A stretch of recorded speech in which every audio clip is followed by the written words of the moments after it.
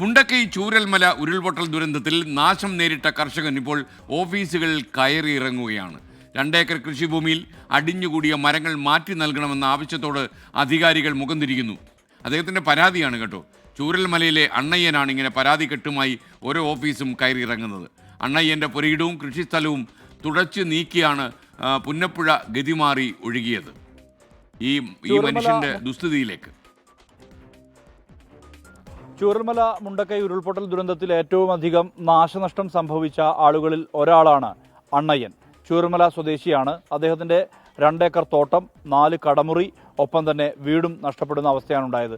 ഈ ഉരുൾപൊട്ടി ഒലിച്ച പുഴ ഗതിമാറി ഒഴുകി അണ്ണയ്യൻ്റെ തോട്ടം ഉൾപ്പെടെ പൂർണ്ണമായും തകർക്കുന്ന അവസ്ഥയാണ് ഉണ്ടായത്. അതിൽ പൂർണ്ണമായും മരങ്ങൾ അടിഞ്ഞുകൂടി കിടക്കുന്ന ഒരവസ്ഥയുണ്ട്. കളക്ട്രേറ്റിൽ വെച്ച് അണ്ണയ്യനെ ഞങ്ങൾ കണ്ടുമുട്ടി. എന്തിനാണ് കളക്ട്രേറ്റിൽ വീണ്ടും വന്നത്? കളക്ട്രേറ്റിൽ എൻ്റെ മരങ്ങൾ മാറ്റിത്തരുന്നതിന് വേണ്ടി ഞാൻ അപേക്ഷ കൊടുത്തിട്ടുണ്ടായിരുന്നു. 1 മാസം മുന്നേ ഞാൻ കൊടുത്തിട്ടുണ്ടായിരുന്നു. എന്നിട്ട് അദാലത്തിലും കൊടുത്തു. അദാലത്തിൽ കൊടുത്തപ്പോൾ മന്ത്രിൻ്റെ മുന്നിൽ വെച്ചിട്ട് എന്നെ വിളിച്ച് ചർച്ച ചെയ്തപ്പോൾ അസിസ്റ്റന്റ് കളക്ടർ പറയാൻ നിങ്ങൾ പൈസ കൊടുത്ത് മാറ്റിയിട്ട് ഫോറസ്റ്റ് കൊണ്ടിടാൻ. ഞാൻ ഇങ്ങനെ പരിപൂർണമായി നഷ്ടപ്പെട്ട ഒരു വ്യക്തി എന്നോട് മാറ്റിക്കൊണ്ടിടുന്നു പറഞ്ഞപ്പോൾ മിനിസ്റ്റർ പറഞ്ഞു അയാളോട് അങ്ങനെ പറയരുത്, അയാൾ മൊത്തം പോയൊരു വ്യക്തിയല്ല എന്ന് വെച്ച്. അപ്പോൾ ഉദ്യോഗസ്ഥന്മാരൊക്കെ പറഞ്ഞു അയാളെല്ലാം പോയൊരു വ്യക്തിയാണ്, അയാളങ്ങനെ ചെയ്യാന്ന് പറഞ്ഞാൽ ബുദ്ധിമുട്ടുണ്ട് പറഞ്ഞു. അപ്പോൾ അസിസ്റ്റന്റ് കളക്ടർ പറയാം അയാൾ മാറ്റിയിട്ട് കൊണ്ടുപോയിട്ട് ഫോറസ്റ്റ് കൊണ്ടിടാൻ വേണ്ടിയിട്ട് എന്നോട് പറഞ്ഞു. JCB വെച്ചിട്ട് എന്നോട് മാറ്റാൻ.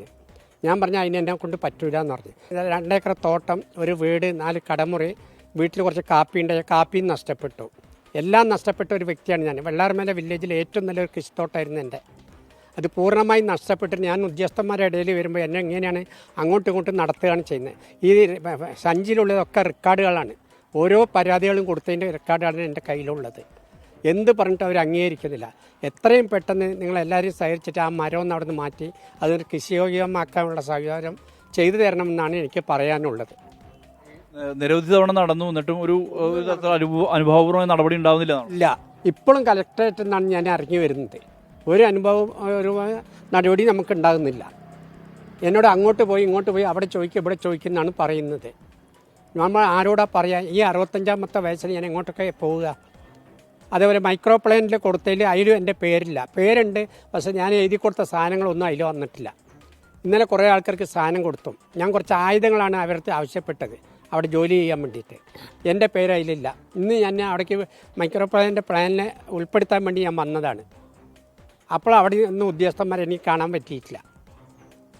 ഇപ്പോൾ ഈ സ്ഥലം എത്രമാത്രം മരങ്ങൾ അടിഞ്ഞുകൂടിയുണ്ട്? ഒരുപാട് മരങ്ങൾ. ഒരു ചുരുങ്ങിയത് ഒരു 2-2.5 ലക്ഷം റുപ്യ അല്ലെങ്കിൽ 3 ലക്ഷം റുപ്യ ചിലവുണ്ട് അത് മാറ്റണമെങ്കിൽ. ഞാനാണെങ്കിൽ അത് ആർക്കെങ്കിലും അത് കൊടുത്തിട്ട് അതിൻ്റെ കിട്ടുന്ന പൈസ കൊണ്ട് ആ സ്ഥലമൊക്കെ ഒന്ന് വൃത്തിയാക്കി എടുക്കാമെന്നാണ് വിചാരിച്ചത്. അപ്പോഴേക്കും പറയും ഇത് ഫോറസ്റ്റിൻ്റെ മരമാണ്, അതും അങ്ങനെ എടുക്കാൻ പറ്റില്ല. ഫോറസ്റ്റിൻ്റെ ആണെങ്കിൽ അവരെടുത്തോട്ട് എനിക്ക് വേണ്ട, എനിക്ക് സ്ഥലം ക്ലിയറാക്കി തന്നാൽ മതി.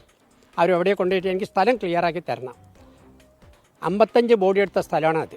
ഏറ്റവും കൂടുതൽ നാശനഷ്ടം വന്നത് എനിക്കാണ് അവിടെ. നമ്മൾ ആര് പറഞ്ഞിട്ടും അത് അംഗീകരിക്കുന്നില്ല. എന്തായാലും ഈ അണ്ണയ്യൻ പറയുന്നത് ഈ ദുരന്തബാധിതരോട് ഉദ്യോഗസ്ഥരുടെ സമീപനം സംബന്ധിച്ചുള്ള ചില ആക്ഷേപങ്ങൾ, അത്തരത്തിലുള്ള ആക്ഷേപങ്ങൾ കൂടിയാണ് ഉയരുന്നത്. എന്തായാലും ഉന്നത അധികാരികൾ ഇത് ശ്രദ്ധിക്കണം, ഈ വിഷയത്തിൽ ഒരു നടപടി ഉണ്ടാകണമെന്നുള്ളതാണ് ഉയരുന്ന ആവശ്യം. മനു ദാമോദരനൊപ്പം സുർജിത് അയ്യപ്പത്ത്, 24 വയനാട്.